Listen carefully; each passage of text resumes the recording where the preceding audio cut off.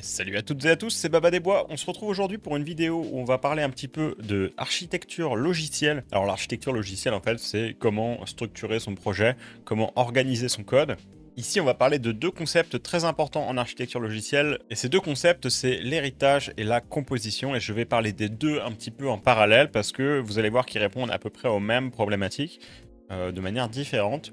Je fais cette vidéo parce que j'ai remarqué qu'il y a beaucoup de gens, surtout les gens qui débutent, qui ont tendance à utiliser l'héritage de la mauvaise manière, à mon sens, et ou qui connaissent pas, ou utilisent peu ou pas, la composition, ce qui, à mon sens, est vraiment très dommage parce que c'est très puissant. Donc déjà, avant toute chose, il faut que je vous explique ce que c'est que l'héritage. Voilà, donc pour illustrer ce que je vais vous dire maintenant, je vais vous montrer un petit peu ce projet que j'ai fait exprès pour l'occasion. C'est un espèce de petit jeu, même si on peut, je sais pas si on peut appeler ça un jeu puisqu'il n'y a pas d'interaction avec le jeu en lui-même, c'est juste des oiseaux qui volent d'un point A à un point B aléatoirement toutes les X secondes. Voilà. Pour l'instant, c'est juste ça. Ce projet il va me permettre d'illustrer les deux concepts que je vous ai dit, donc l'héritage et la composition. Donc déjà, je vais devoir faire un petit peu un rappel de ce que c'est que l'héritage pour pouvoir aller plus loin ensuite. Ici, notre problématique, c'est qu'on a un jeu dans lequel on veut des oiseaux qui volent d'un point A à un point B. Et au fur et à mesure, on va rajouter des oiseaux différents les uns des autres, différentes espèces d'oiseaux qui vont faire des choses différentes. Donc pour ça, j'ai fait un script qui s'appelle Bird, qui est ici, et qui définit comment se comporte un oiseau. Et ici, mon oiseau, qu'est-ce qu'il peut faire? Il peut se déplacer vers un spot, il a la fonction qui lui permet de voler jusqu'à un point donné, et il a une fonction qui lui permet de chercher un spot libre. Voilà, et tout ça, ça définit mon oiseau. Donc ça, c'est ma classe Bird. Je ne vais pas rentrer trop dans le détail de comment le code fonctionne, etc. C'est juste pour vous illustrer un petit peu les concepts d'architecture. D'ailleurs, si vous voulez, vous avez le lien vers un repository GitHub que je vous mets dans la description, où vous avez les deux versions du projet, une version où j'utilise l'héritage, une version où j'utilise la composition. Vous pouvez cloner le repo, télécharger le projet et essayer de voir les différences entre les deux branches. Donc vous avez une branche inheritance qui est pour l'héritage et une branche composition qui est pour la composition sur le repo GitHub. Ça, c'est ma classe Bird. Et ce qui se passe dans Godot, c'est qu'il y a deux concepts d'héritage qui sont différents et qui sont un peu conjoints. C'est-à-dire qu'on utilise un peu les deux. Voilà, il y a l'héritage de scène et il y a l'héritage de classe. Donc je vais commencer par vous expliquer l'héritage de scène. Alors l'héritage de scène, c'est quand vous avez une scène de base. Donc ici par exemple j'ai ma scène Bird. Et vous voyez ma scène Bird, elle a aucune représentation graphique. Elle a juste un animated sprite qui est vide. Il n'y a rien dedans. Et il a une state machine. Alors je vais pas aller dans le détail de ce à quoi sert la state machine, etc. On fera une vidéo sur les state machines par après. Vous avez juste besoin de savoir que la state machine, ça définit son comportement. Combien de temps il va attendre, quand est-ce qu'il décide de se déplacer, etc. Voilà, la state machine sert à définir le comportement de l'oiseau et à déclencher ses animations, en gros. Donc voilà, notre scène Bird, elle a juste un nœud principal qui a le script Bird attaché dessus. Elle a un animated sprite qui pour l'instant n'a pas de sprite dedans. Et elle a la state machine qui sert à définir son comportement. Voilà, c'est tout. Et maintenant, je veux concrètement, donc ça c'est ma scène Bird qu'on va appeler abstraite en fait. Parce que c'est pas un oiseau concrètement, c'est pas une espèce d'oiseau particulière. C'est une scène qui va servir de base aux autres oiseaux. Donc si je veux faire un oiseau spécifique, une espèce d'oiseau précise, il faut que j'hérite de cette scène Bird. Et par exemple, ici j'ai fait une scène qui s'appelle Sparrow, donc Sparrow c'est moineau hein, en anglais, donc c'est un moineau, et voilà, et cette scène hérite de ma scène Bird. Donc, si vous voulez savoir comment on fait une scène héritée, ça se passe comme ça, vous faites scène, nouvelle scène héritée, vous allez chercher la scène dont vous voulez que votre scène hérite. Donc ici par exemple on va aller chercher la scène Bird, et ça va me créer une nouvelle scène qui hérite de ma scène Bird. Et là, ce que j'ai fait, donc là, par exemple, j'ai créé une nouvelle scène, elle n'est pas encore enregistrée, qui va hériter de Bird. Donc vous voyez, je peux renommer le nœud principal. Là, je peux l'appeler, je sais pas moi, si je fais une hirondelle, par exemple. Hirondelle, c'est Swallow. Par exemple, si je fais une hirondelle, bon, j'ai pas de sprite pour l'hirondelle, mais c'est juste pour vous mettre un exemple. Ici, ma scène Swallow, donc ma scène hirondelle, elle hérite de ma scène Bird. Donc ça veut dire qu'elle partage tous les nœuds qu'avait à la base ma scène Bird. Donc je peux revenir dans la scène Bird en cliquant sur le clap ici. C'est-à-dire aller dans la scène parent, la scène d'origine. Donc ça c'est ma scène d'origine, j'ai Bird et j'ai Animated Sprite et State Machine. Et dans ma scène Swallow, vous voyez tous les nœuds que j'avais d'origine dans la scène. Ils sont à nouveau ici et ils sont notés en jaune. Alors ils sont notés en jaune parce que c'est des nœuds qui appartiennent à la scène d'origine. Donc c'est des nœuds que je peux pas retirer en fait.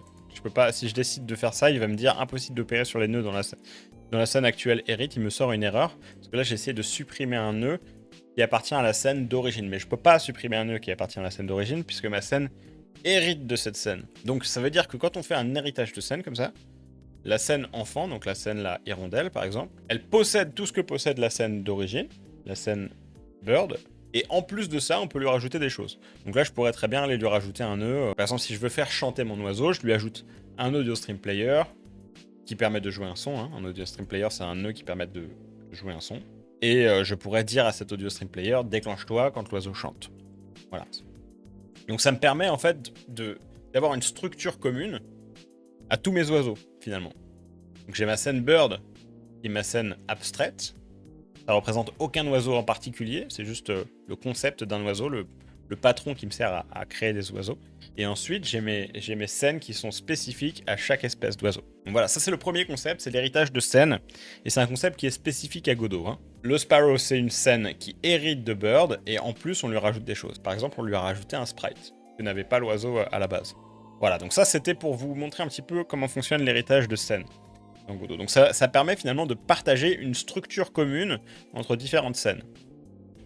Il y a une scène parent qui sert à définir la structure, et j'ai des scènes enfants qui réutilisent cette structure et qui peuvent y ajouter des choses. Donc ici dans mon projet, là, si j'ajoute mes moineaux, ils ont juste chacun de mes moineaux a attaché le script bird qui lui permet de voler. Et donc si je lance ma scène ici, j'ai mes moineaux qui vont voler d'un point A à un point B. Donc voilà, j'ai mes moineaux qui volent, ça marche bien. Pas de souci. Maintenant, ce qui se passe en général dans la vie d'un projet, que ce soit un jeu ou un logiciel de manière générale, c'est que vous avez des choix de design qui sont faits au fur et à mesure que le projet avance, forcément. Typiquement, imaginez que je sois le développeur qui code ce projet avec des oiseaux pour un client, mettons, et que le client me dise, dans ce jeu, j'aimerais bien, en plus des moineaux, avoir des canards. Et les canards, en plus de voler, ils seraient capables de nager aussi. Et ben c'est là qu'on va pouvoir utiliser l'héritage à nouveau. Donc j'ai fait une autre scène qui hérite aussi de Bird. Hein. Donc cette scène Duck hérite de la scène Bird. Et à cette scène Duck, je lui ai attaché un script qui est ici. Et vous voyez ce qui se passe dans ce script et qui est intéressant, c'est que ici il y a marqué Extend Birds, class name Swimming Bird. Donc en fait ce que j'ai fait ici, c'est que j'ai créé une nouvelle classe qui s'appelle Swimming Bird, qui hérite de Bird et qui est capable de nager, qui a la fonction Swim, qui lui permet de nager. Et comment ça se passe? Ça se passe un peu de la même manière que quand on hérite une scène. En fait, quand on hérite une classe en programmation, et ça c'est vrai dans tous les langages de programmation orientés objet, quand une classe hérite d'une autre, vous pouvez CTRL-cliquer sur la classe d'origine ici pour aller voir le script de la classe d'origine. En fait, toute la logique et toutes les propriétés de la classe d'origine sont données à la classe enfant. Donc ici, ma classe Swimming Bird, c'est comme s'il y avait tout le code de Bird qui était écrit ici, là. Donc là, c'est comme si j'avais le code de Bird, là, qui était écrit dans ma classe, et en plus de ça, j'avais ajouté la fonction swim. Mais plutôt que d'avoir à retaper tout le code une deuxième fois, l'héritage me permet de le faire automatiquement. En fait, juste toute la logique et les propriétés de Bird vont être données à Swimming Bird parce qu'il hérite de Bird. Voilà, donc l'héritage, ça peut être perçu comme une manière de partager du code entre différentes classes, en fait. Donc ici, en fait, ce que j'ai fait, c'est que j'ai créé une classe Swimming Bird qui me permet d'ajouter comme comportement à mon oiseau d'origine la capacité de nager. Donc là, ce que j'ai fait, c'est que j'ai simplement ajouté une fonction à ma classe d'origine Bird. Je lui rajoute une fonction que ma classe n'avait pas à l'origine. Mais ici, je vais vouloir faire une autre chose, parce que ce qui se passe, c'est que mon Swimming Bird ici, il peut nager, il a la fonction Swim qui lui permet de nager, mais il a le même comportement que le moineau actuellement pour aller chercher les endroits où il peut se poser. Et le moineau, pour aller chercher les endroits où il peut se poser, en fait, ce qui se passe, c'est qu'il récupère tous les bird spots, là, qui sont représentés par les petites croix ici, vous en avez ici, qui sont sur les branches.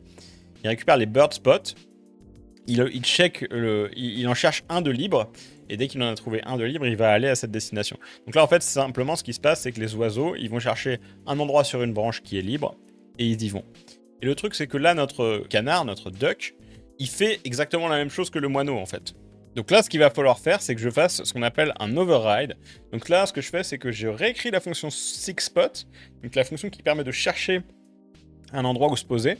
Et en plus de chercher un endroit où se poser sur les branches, il va être capable de chercher un endroit où se poser sur les branches et sur l'eau.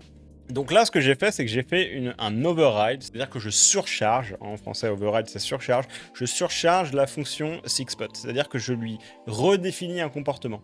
Donc il n'a plus le comportement qu'il avait à l'origine, je lui définis un nouveau comportement que je veux donner à la place. Donc là, la condition qui est là, c'est, je dis juste, il y a une chance sur deux d'avoir ça, ou une chance sur deux d'avoir ça.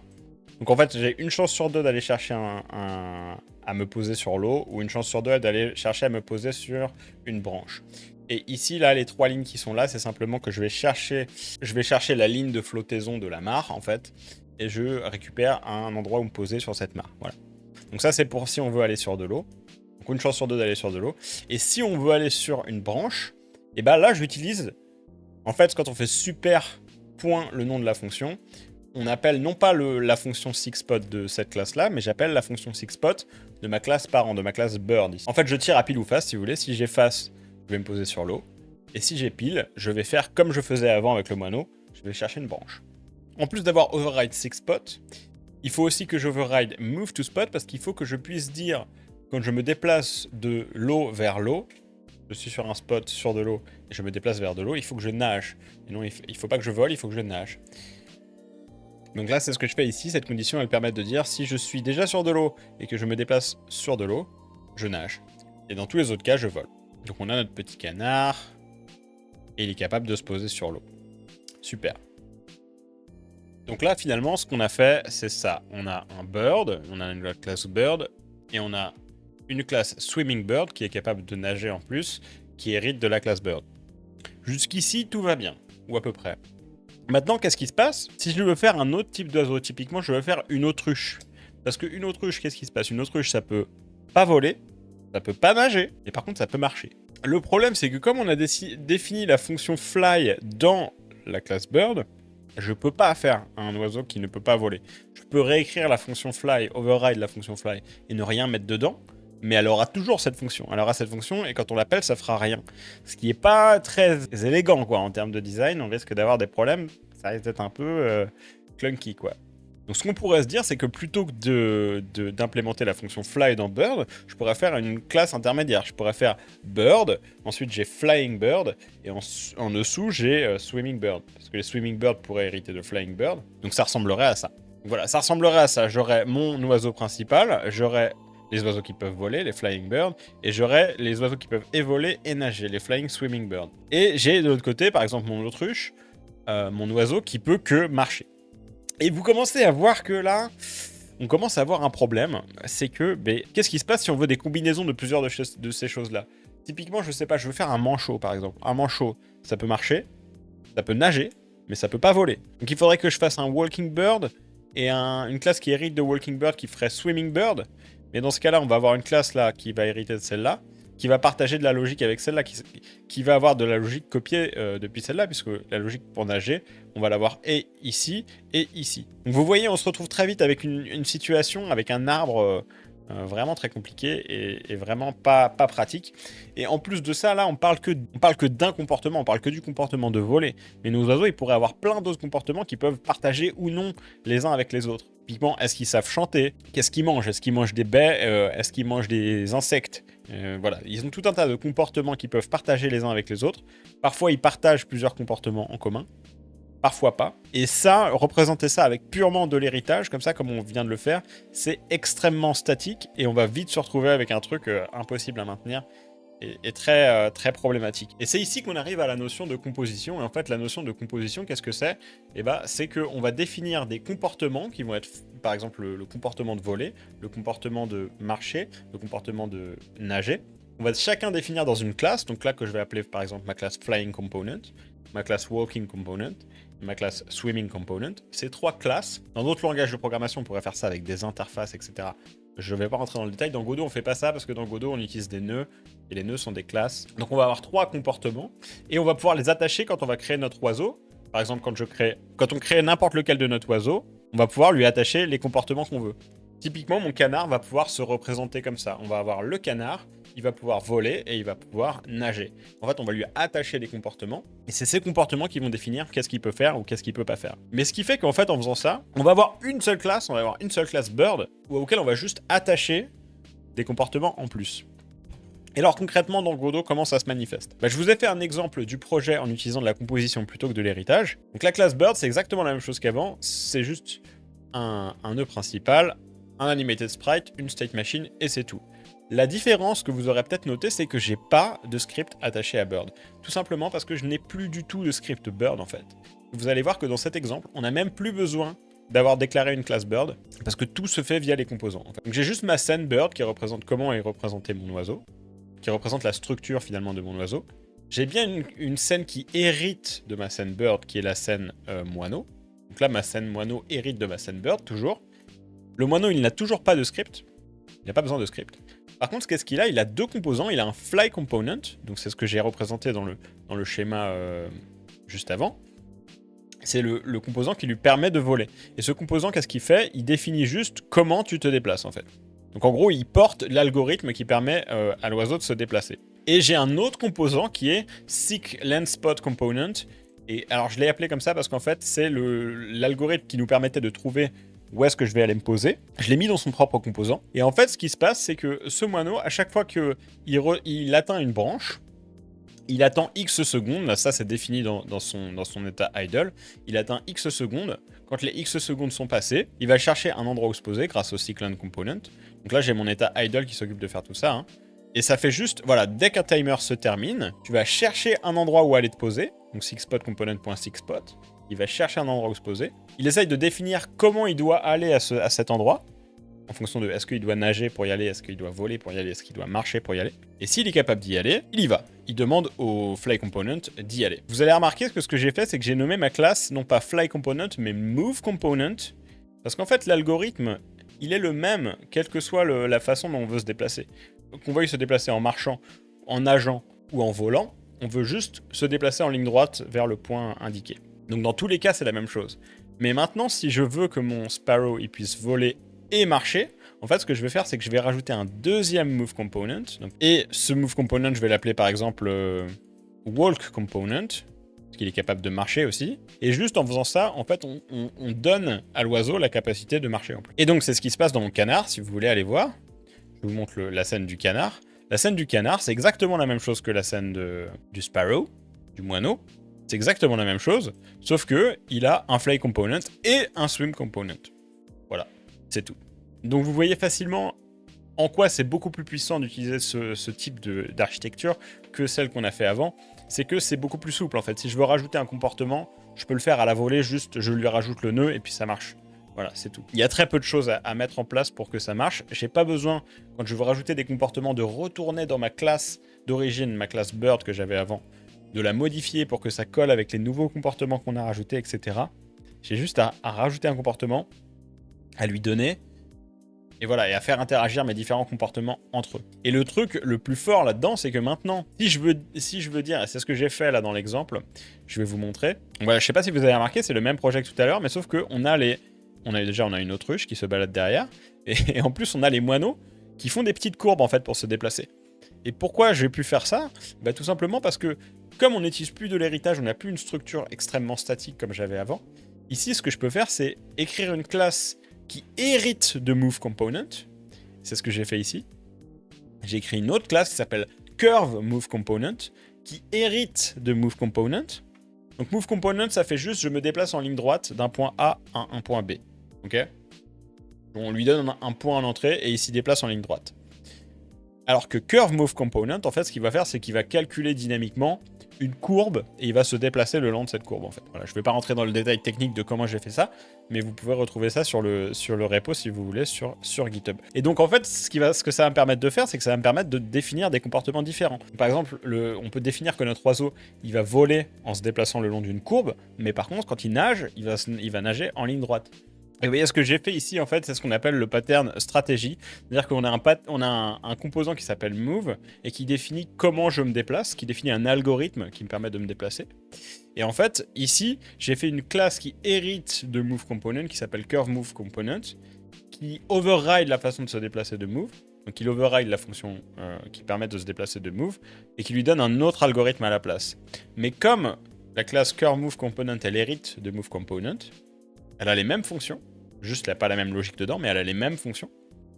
Et donc Bird, lui, il n'a pas besoin de savoir est-ce que je me déplace en ligne droite ou est-ce que je me déplace en courbe. Dans tous les cas, il va appeler son move component sans savoir qu'est-ce qu'il va faire en fait. Ce qui veut dire qu'on va pouvoir interchanger les algorithmes qui nous permettent de nous déplacer et on va pouvoir dire à l'oiseau tu vas te déplacer de telle ou de telle manière sans qu'il ait conscience de comment il se déplace en fait. Et d'ailleurs, on pourrait même changer ce comportement au runtime si on avait envie, c'est-à-dire pendant que le jeu tourne. Ça marcherait très bien, on pourrait très bien faire ça. Ce qui se passe, c'est que mon oiseau, il va pouvoir soit utiliser le move component, comme classiquement pour aller en ligne droite, soit utiliser le curve move component. L'un ou l'autre, de manière complètement interchangeable, ils ont les mêmes fonctions, donc de toute manière, je peux les appeler exactement de la même manière, et je pourrais comme ça avoir, mon move component pourrait avoir X manières de se déplacer, hein, je pourrais en avoir 10 différentes, et je pourrais toutes les interchanger comme je veux. Voilà, j'espère que cette vidéo vous aura plu et vous aura fait prendre conscience, si ce n'était pas le cas avant, que l'héritage a des vilains défauts que la composition permet de régler. La composition, c'est beaucoup plus souple et je pense que dans à peu près 90% des cas, il vaut mieux utiliser la composition plutôt que l'héritage. Donc souvent, ça implique un tout petit peu plus de complexité à mettre en place. Mais par contre, en termes de maintenabilité et de souplesse du code, ça va être beaucoup plus intéressant. Et c'est là où c'est vraiment très important, et c'est pour ça que je voulais aborder un peu ce point-là, c'est que quand vous faites un jeu vidéo, forcément, en fait, les besoins de design, ils évoluent au fur et à mesure du projet. Vous avez des nouvelles idées qui arrivent, vous voulez changer le comportement d'un élément de gameplay au fur et à mesure. Ça arrive tout le temps au fur et à mesure du cycle de vie d'un développement de jeu vidéo, en fait. Et donc, plus votre structure sera rigide, plus vous allez avoir de code à changer, à réécrire, à retravailler a posteriori, en fait. Alors qu'à l'inverse, si votre code il est bien souple, vous allez pouvoir très, très facilement et sans aucune douleur changer la manière dont ça fonctionne. Et c'est ça que permet de faire la composition et pourquoi c'est aussi puissant. Et donc si vous avez suivi ma série de tutos de 4 épisodes sur comment faire un premier jeu avec Godot là, le jeu Astéroïde, je vous invite fortement à essayer de revenir sur le projet et d'appliquer ce principe au projet parce que en fait, vous allez voir qu'il y a plusieurs trucs qui partagent le même comportement. Typiquement, les projectiles et les astéroïdes, ils se déplacent plus ou moins de la même manière. Mais aussi, le fait d'être détruit, c'est un comportement qu'on pourrait partager entre plusieurs éléments. Parce qu'un des autres avantages de la composition, c'est qu'une fois que vous avez fait un module qui est réutilisable, vous n'avez pas besoin que ça soit des objets de même nature qui partagent ce module en fait. Donc vous pourriez très bien faire je sais pas, un destructible component par exemple, pour définir le comportement qui permet de détruire un objet. Et vous pouvez faire un move component, par exemple, qui permet de déplacer les projectiles, les astéroïdes, etc. Donc je vous invite vivement à essayer, de votre côté, à faire des petites expériences. Et je vous assure qu'une fois que vous maîtrisez un petit peu la composition, c'est vraiment un game changer. Ça vous change complètement votre manière de concevoir votre architecture. Et vous allez gagner beaucoup de temps et beaucoup d'efficacité et beaucoup de souplesse en fait dans votre codebase. Voilà, j'espère que ça vous aura plu. Comme d'habitude, n'hésitez pas à liker, à partager la vidéo si ça vous a plu. Je vous rappelle que j'ai un Ko-fi où vous pouvez me faire des dons ponctuels ou mensuels si cette vidéo vous a aidé. Vous pouvez rejoindre la communauté sur notre serveur Discord qui s'appelle Pixelwood. Je vous mets le lien dans la description. C'est un serveur que je partage avec plusieurs amis qui font aussi du game dev et du pixel art. Vous pouvez me retrouver sur Twitch. Je vous mets tous les liens nécessaires dans la description. Je vous fais plein de poutous. Et je vous dis à la prochaine. Salut.